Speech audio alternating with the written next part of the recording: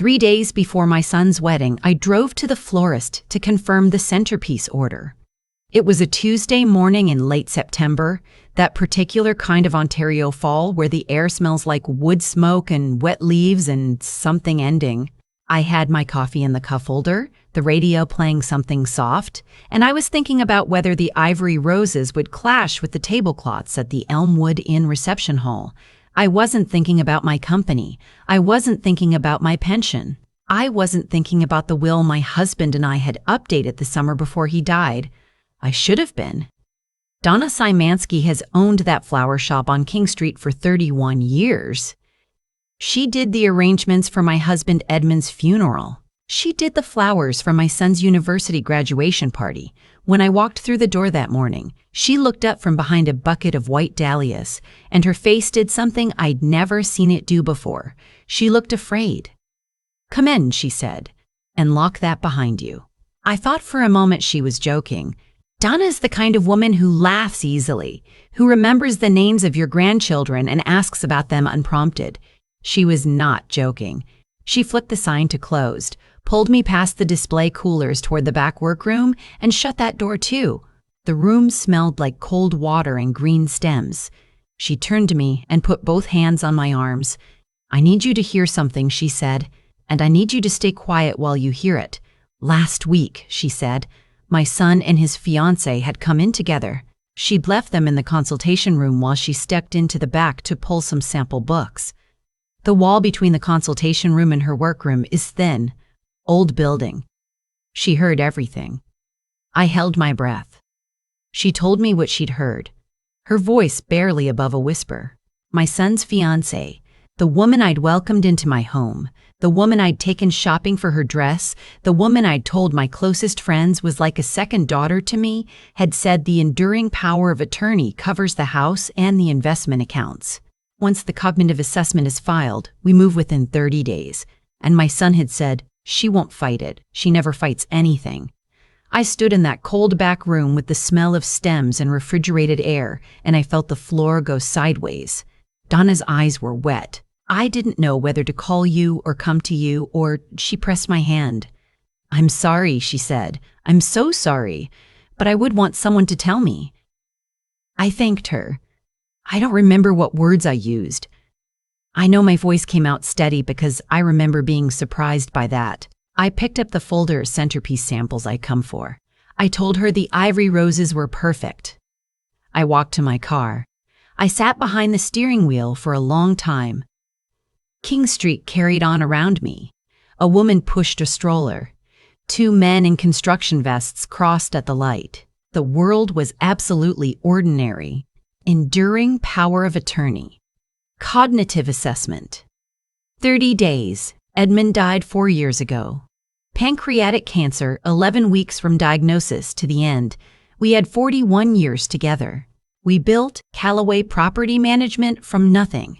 A 2-bedroom rental on Barton Street in Hamilton that we bought when I was 32 and he was 34, with money we'd saved for 6 years and a loan from his parents that we repaid in 14 months. By the time Edmund died, we had a portfolio of 37 residential properties across the Golden Horseshoe, a commercial building in Burlington, and a property management firm that turned just over $2 million a year. He left it to me. He trusted me to carry it. My son is 34. He joined the company 5 years ago, the year after his father's diagnosis.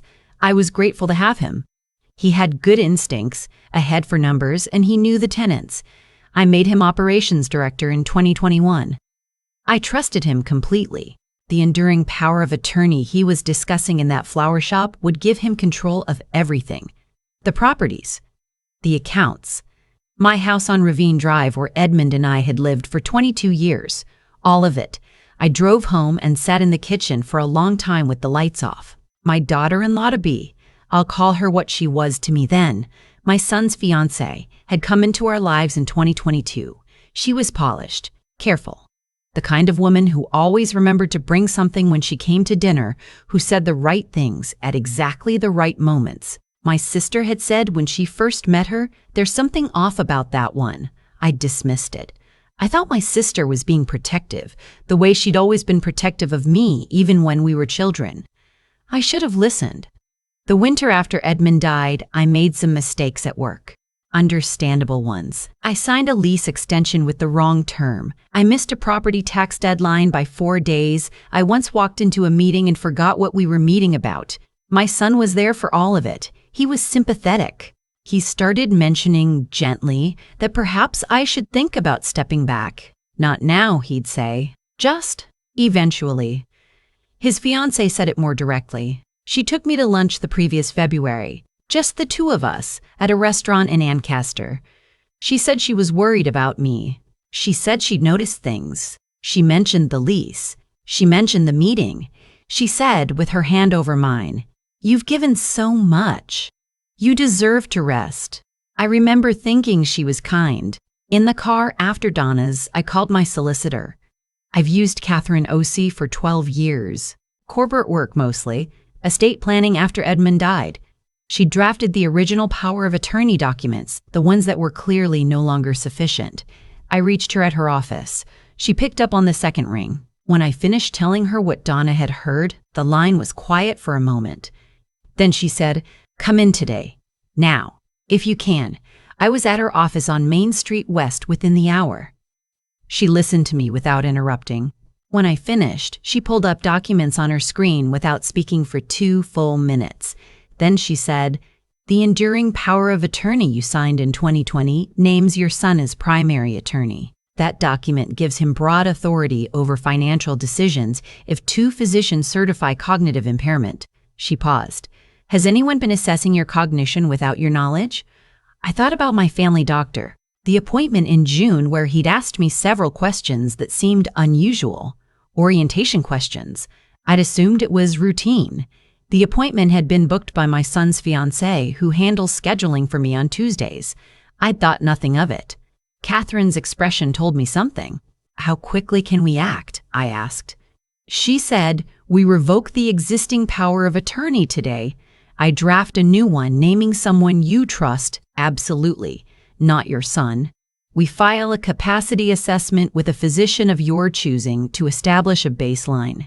And we need to look at your corporate structure, because if they're planning a 30-day transfer, they've already done the groundwork." She held my gaze. "Do you have anyone else?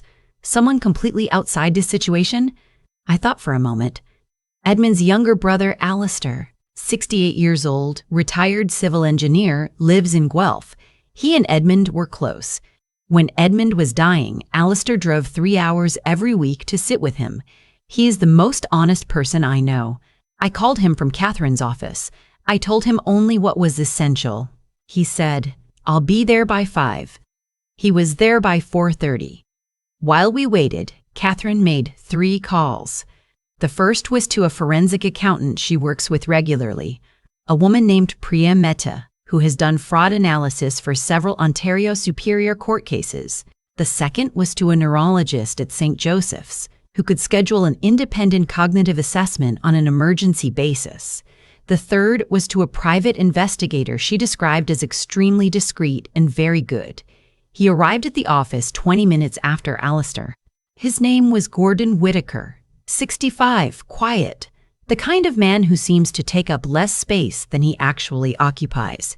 He carried a small notebook. He asked me to start from the beginning and not leave anything out.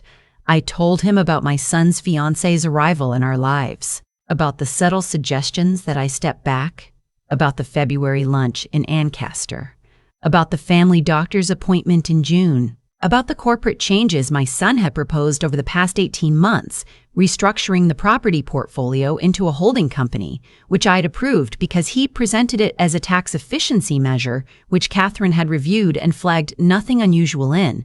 Gordon listened. He wrote in clean, small lines. Then he asked, "The holding company, what's its name?" "Ravine Holdings, Inc., I said. "Named for the street." He closed his notebook. "I'll need access to your corporate records and your son's expense reports for the past 2 years. I also need the name of your family doctor and the neurologist who may have assessed you." I gave him everything. "Give me 48 hours, he said. He looked at me steadily. "Your daughter-in-law to be. What does she do for work?" "She's in wealth management," I said, "at a firm in Oakville." He wrote it down. "Which firm?" I told him. Something shifted in his expression, just slightly. He wrote the firm name down twice, which I noticed. "What is it?" I asked. "Not yet," he said. "But if I'm right about this, it's worse than you think." He said he'd meet me at my house on Thursday, the day before the wedding rehearsal. He stood, shook Alistair's hand, nodded to Catherine, and left. I didn't sleep that night. I lay in the dark in the house. Edmund and I had chosen together, looking at the ceiling, and tried to separate the thing I felt about my son from the thing I knew about what he'd said in that flower shop. They wouldn't separate cleanly. They kept tangling together. He was 7 years old when Edmund and I moved into this house. He rode his first bike in this driveway. I have a photograph of him at 12, standing in front of the maple in the backyard with a hockey stick, grinning, missing a tooth. I kept it on my desk at the office for years. At 2 in the morning, my phone lit up with a message from an unknown number. "Gordon, found the holding company structure. Second director. You need to see this Thursday." Thursday morning arrived gray and cold. Gordon came at 10. Catherine was already there. Priya Mehta arrived 20 minutes later with a laptop and a printer. Alistair sat across from me at the dining table with his hands folded and said nothing. He has always known when to be quiet. Gordon opened a folder. He started with the holding company. Ravine Holdings, Inc. had been incorporated in March of that year. My son was the primary director, which I knew. What I did not know, what no one had told me, was that the secondary director, added in August, was his fiancée.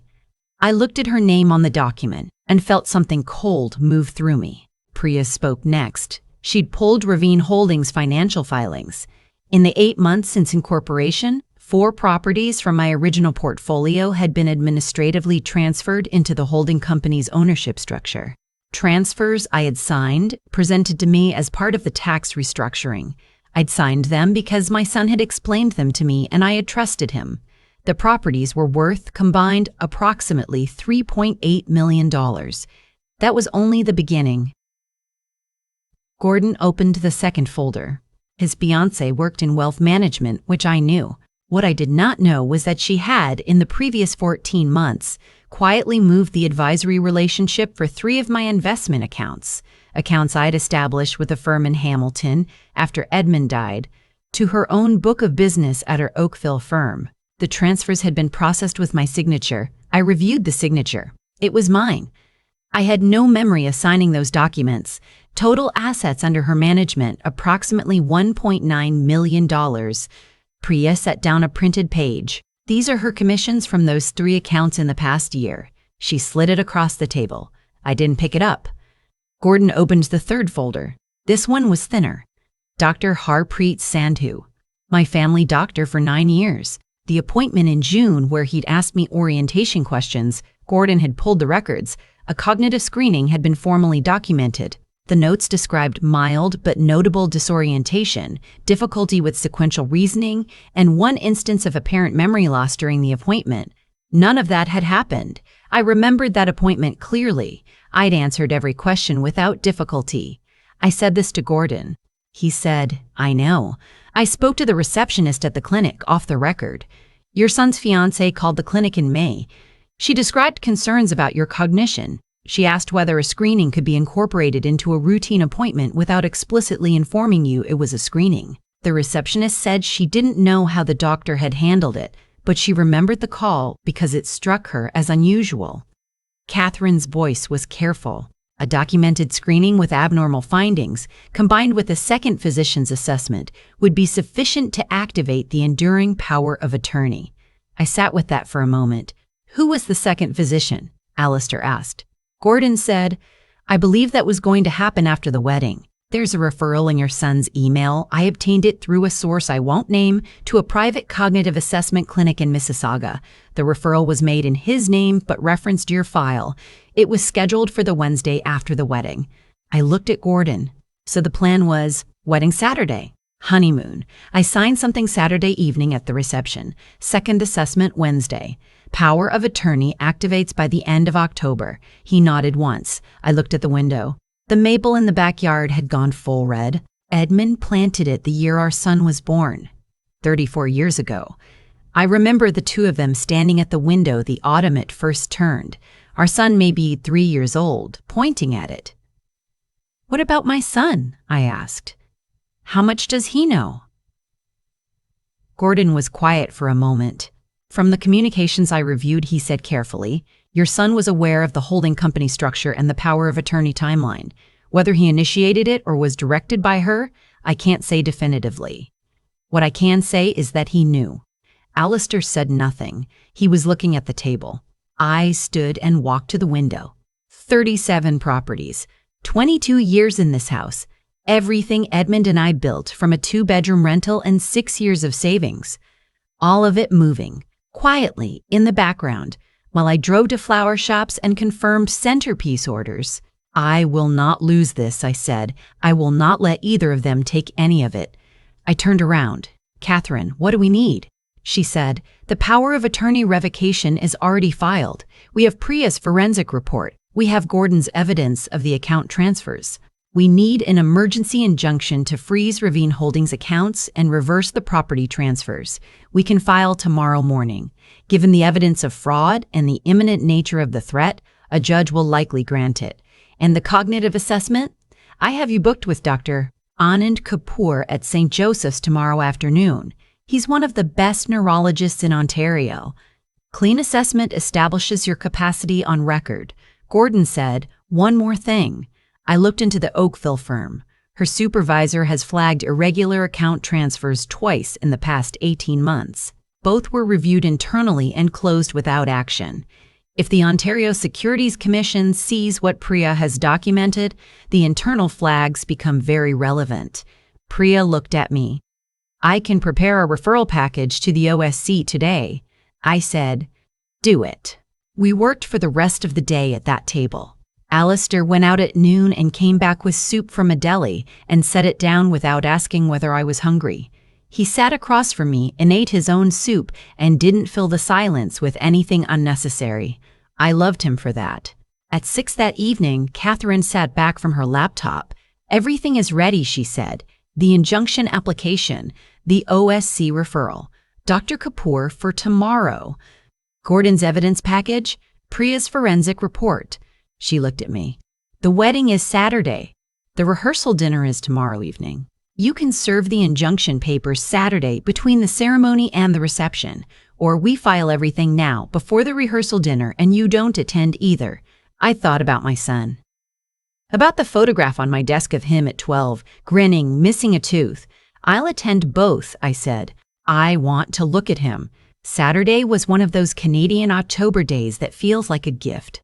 Clear, cold, the trees at absolute peak, the light coming in at that low autumn angle that makes everything look more itself than usual. The venue was a restored mill property outside of Dundas, stone walls and a covered bridge, exactly the kind of place you'd choose if you wanted everything to look like nothing could ever go wrong. I wore my gray wool dress, the one Edmund always said looked like I meant business. My sister drove me. I hadn't told my son anything. I sat in the passenger seat and watched the countryside go by, and I thought about the last time I'd driven this road with Edmund years ago, when our son was still in university before any of this. The ceremony was beautiful. I will say that honestly. The flowers were perfect. Donna had done them, and I'd asked her to keep the order exactly as planned, because I didn't want anything to look different. My son stood at the front of that mill room in his dark suit, and he looked like Edmund at that age. Same jaw, same way of standing. It hit me the way grief sometimes does, without warning, directly. His fiancée walked down the aisle in ivory lace. She was stunning. She smiled at me as she passed. I smiled back. I am not a person who cries easily. I sat in the front row, and I did not cry. The vows were exchanged. The officiant pronounced them married. Everyone applauded. I put my hands together and made the right sounds. The reception began at 5. The old mill dining room, candlelight, a live quartet playing in the corner. The first dance. My son and his new wife moved across the floor, and he held her the way Edmund had always held me. I watched them and felt something close entirely. At 6:15, the MC announced the parents' toasts. My son's new mother-in-law spoke first, brief and warm. Then it was my turn. I walked to the microphone. I looked out at the room. 90 people. Colleagues, family, friends who'd known me and Edmund since before our son was born. Gordon was near the back, at a table with 2 other men I recognized as the investigators he'd mentioned. Catherine was at table 7. Alistair was at the front, closest to me. I said my written speech on the podium. 3 pages, handwritten the week before, full of memories about my son's childhood, about Edmund, about love. I looked at it for a moment. Then I set it aside. "Good evening," I said. My voice was steady. The room settled. When Edmund and I had our son, I said I was 30 years old. Edmund was 32. We were renting a house in Stony Creek and driving 1 car between the 2 of us, and we thought we were doing just fine. We were. The day he was born, Edmund stood in that hospital room and held him and said, "Everything we do from now on, we do for him." The room was quiet. People were smiling.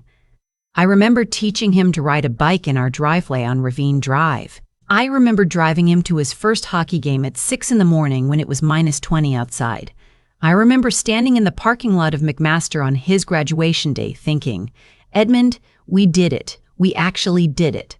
My son's expression was open, unguarded. His eyes were wet. I paused. "I also remember," I said, "the 4 years since his father died. The years I kept every promise Edmund and I made to each other. I kept the company. I kept the properties. I kept our home. I did it through grief and through exhaustion and through more hard days than I'll ever tell anyone about." The room was quieter now. Because I wanted to carry forward what we built, I wanted my son to inherit something real. My son's face changed, just slightly. Something moved behind his eyes. "This week," I said, "I learned that not everyone shares that intention." Silence. I nodded to Gordon at the back. He pressed a button on the laptop he'd positioned on the AV table. A screen descended behind me. The first image was a corporate filing document. Ravine Holdings Inc. Director listing. 2 names. My son's. And beside it, the name of the woman who had just become his wife. Gasps. Heads turning. I kept my voice even. I approved the incorporation of this holding company in March of this year. I was told it was a tax efficiency structure. What I was not told was that 4 properties from my portfolio, properties worth a combined $3.8 million, had been transferred into this company's ownership without my informed consent, and that my new daughter-in-law had been added as a director in August without my knowledge. My son stood. "Mom." His voice cracked. "Please sit down," I said. "There's more." The screen changed. Account statements. 3 accounts. The advisory transfer documents.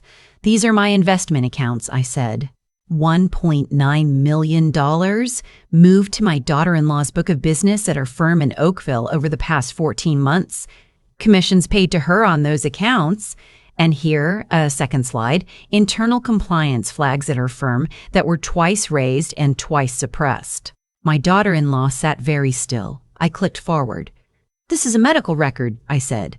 "A cognitive screening conducted at my family doctor's office in June, which I was not informed was a screening. The documented findings," I said, "do not reflect what occurred at that appointment. I have an independent assessment completed yesterday afternoon at St. Joseph's Healthcare, performed by Dr. Anand Kapoor, one of Ontario's leading neurologists. His findings are here." The screen showed 1 line from Dr. Kapoor's report. I'd asked Gordon to pull just that line. "Cognitive function, excellent. No impairment identified. Capacity fully intact." The room was completely still. My enduring power of attorney, I said, named my son as sole attorney. That document was revoked on Wednesday. A new document has been filed naming my brother-in-law as primary attorney with full legal standing. The revocation is already registered with the Ontario government. My son had sat back down. His face was the color of the stone walls. On Wednesday morning, I said, a colleague filed an emergency injunction application with the Ontario Superior Court. As of this morning, All accounts and assets associated with Ravine Holdings Inc. are frozen. The property transfers have been flagged for reversal. The Ontario Securities Commission received a referral package this week regarding the account transfers and the internal compliance flags. I paused. I looked at my son. I want you to know, I said, that I spent 40 years building something with your father because we believed it mattered. Not just the money, the work, the people we looked after, the tenants who trusted us with their homes, the employees who built their lives around this company. That is what was being taken, not just from me. His wife stood and moved quickly toward the side door. A man in a dark jacket stepped in front of it. She stopped. My son didn't move. He was staring at the table. There are people in this room, I said, who knew your father, who watched this company grow. I want them to know that it's still here, that nobody took it. I turned off the microphone. The room erupted quietly. Not chaos, but the sound of 90 people absorbing something that had just broken the world they thought they were sitting inside. I heard someone crying near the back. I heard my sister say very quietly, to no one in particular, I knew it. 2 officers who had been seated as guests at table 11 stood and approached my daughter-in-law. She was arrested on 2 counts, fraud over $5,000 and breach of fiduciary duty under Ontario securities legislation. The second officer approached Dr. Tindio Sandhu, who had been seated at table 8 at my son's invitation. He was cautioned and informed that the College of Physicians and Surgeons had been notified. My son didn't resist anyone. He sat at that table for a long time. When one of Gordon's investigators came to speak with him, he stood. And he went with them, and he didn't look at me once. Alistair was beside me. He put his hand on my arm and said nothing. The room emptied slowly. Some people stopped to speak to me. An older man, Edmund's first business partner, who I hadn't seen in years, gripped my hand and said, "Edmund would be proud of you." I had to look away when he said it. Later that evening, the 3 of us, Catherine, Gordon, Alistair, sat at my kitchen table. Cups of tea, the dishwasher running. Outside, the yard was dark, the maple just visible in the window light. Catherine said the injunction was solid. The property transfer reversals would take several weeks, but were procedurally straightforward. Gordon said the OSC referral had already been escalated to their enforcement division. The compliance flags at the Oakville firm, combined with Priya's forensic report, made a strong case. Alistair said, "What about your son?" I folded my hands around my cup. "I don't know yet," I said. He was home in 3 days. His wife was charged. He was not charged because the Crown determined his knowledge of the property transfers did not meet the threshold for fraud. Whether that determination was correct, I have genuinely never been certain. He called me on the Thursday after the wedding. I let it ring. He called again on Friday. I let it ring again. On Sunday, I picked up. He said, "I know you won't believe me, but I didn't know it would go this far." I said, "What did you think it would be?" He was quiet for a long time. I thought, he stopped. "She said it would protect you, that you were struggling, that you needed someone to manage things, and you wouldn't ask for help yourself." I thought about the February lunch in Ancaster, her hand over mine. "You've given so much. You deserve to rest." "Did you believe her?" I asked. Another long silence. Then, I wanted to believe her. "You've been so tired since, Dad." I thought maybe she was right, and then I was in it before I understood what it was. "I'm going to ask you one thing," I said, "and I need you to answer it honestly." He said, "Okay. Did you ever, at any point, tell her I wouldn't fight it?" The silence lasted long enough that I had my answer. Then he said, "Yes." I closed my eyes. I said, "Thank you for being honest about that." I hung up. I didn't speak to him for 2 months. Not because I decided to cut him off. I hadn't decided anything, yet. But because I needed time to sit with what I knew before I said another word to him that I couldn't take back. Edmund always said, "Don't talk when you're still inside the hurt. Wait until you can see around it." I waited. The company stabilized quickly. I promoted one of our long-term property managers, a woman I'd known for 12 years, into an interim operations role. She was steady and capable and had no involvement in anything that had happened. The 3 investment accounts were returned to their original advisory relationship. The 4 properties were restored to my direct ownership by early December. The Ontario Securities Commission completed their investigation in the spring. My daughter-in-law, she still carries that title in my mind, though the marriage had been annulled by then, received a lifetime ban from the securities industry and a substantial fine. Criminal charges were proceeding separately. Dr. Sandhu's case went to the College of Physicians and Surgeons. His license was suspended pending a full hearing. In February, I went to see Dr. Kapoor on my own for a second independent assessment, not because I doubted the first one, because I wanted to know. He sat across from me in his office and said the same thing he'd said in October. He said, "You're sharper than most people I see at 40. I don't know what you were eating or how you were sleeping or how you managed this past year, but whatever you did, it worked." I thought about Donna in the back room of the flower shop, her hands trembling. I told Dr. Travalana, "Kapoor, I had good people around me." In March, my son called again. He was in Kingston. He'd taken a position with a property management firm there, starting over, working under someone else for the first time in years. He said it was humbling. He said it was probably what he needed. I asked how he was. He said he was in therapy. He said he thought about his father every day. He said, "I don't know how to explain what happened, except that I was in something before I fully understood what it was. And then I was afraid to get out." "I know," I said. "I believe that." He cried then, not loudly, just went quiet, and then I could hear it in his breathing. I let it be.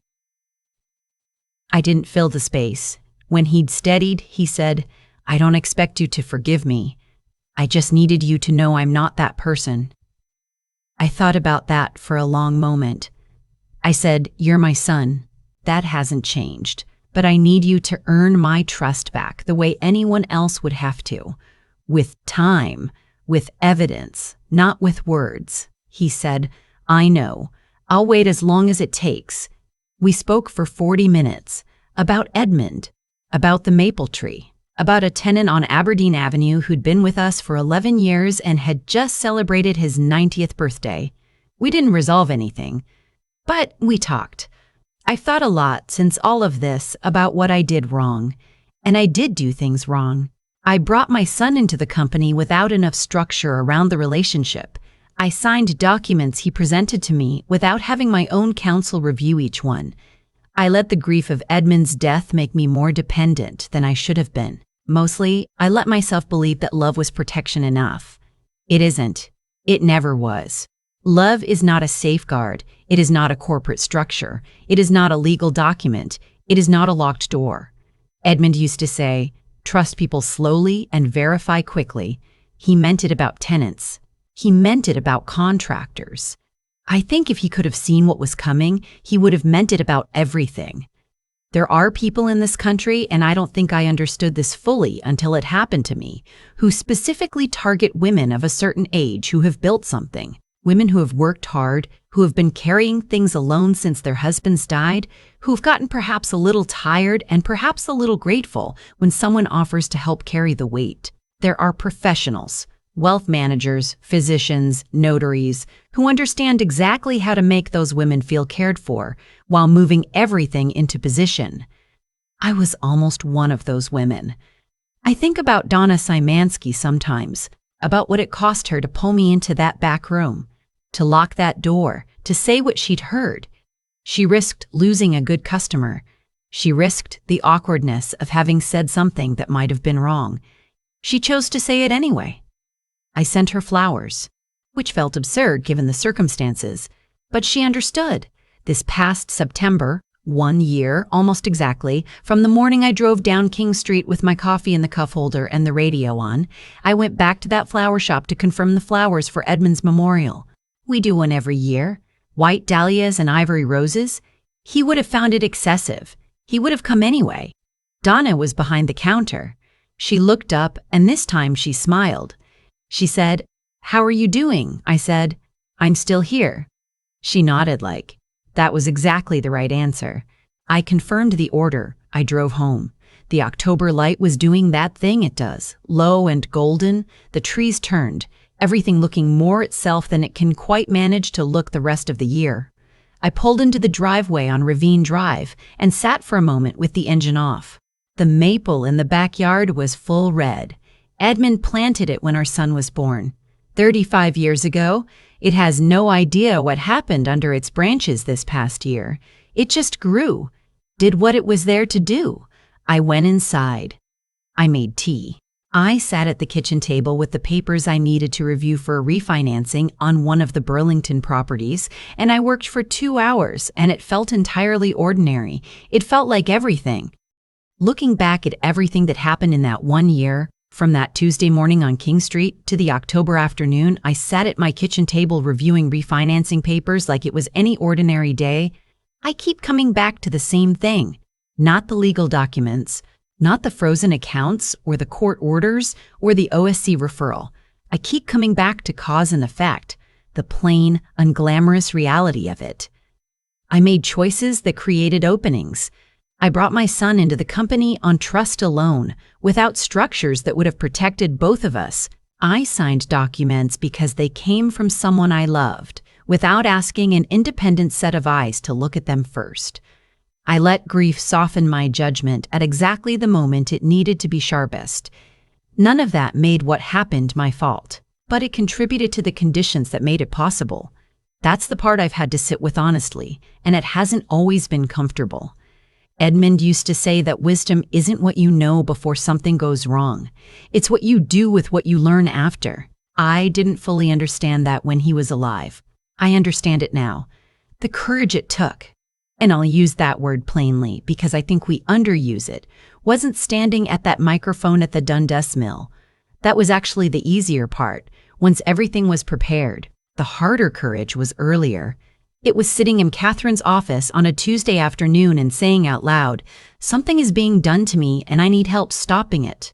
Women of my generation were not always raised to say that. We were raised to manage, to carry things quietly, to assume that if we worked hard enough and loved well enough, the people around us would do the same. Donna Szymanski knew that about me, I think, which is why she locked that door and held my arms and made me stay still long enough to hear something I might otherwise have found a reason to explain away. That's what I mean about other people being part of your own good judgment. You cannot always see clearly from inside your own life. Alistair drove 3 hours in 4.5. Catherine picked up on the second ring. Gordon asked the right questions and didn't fill silences with reassurance when what I needed was information.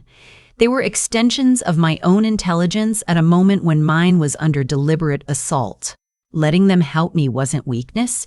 It was the most rational thing I did that whole year. My son is still in Kingston. We speak every few weeks now.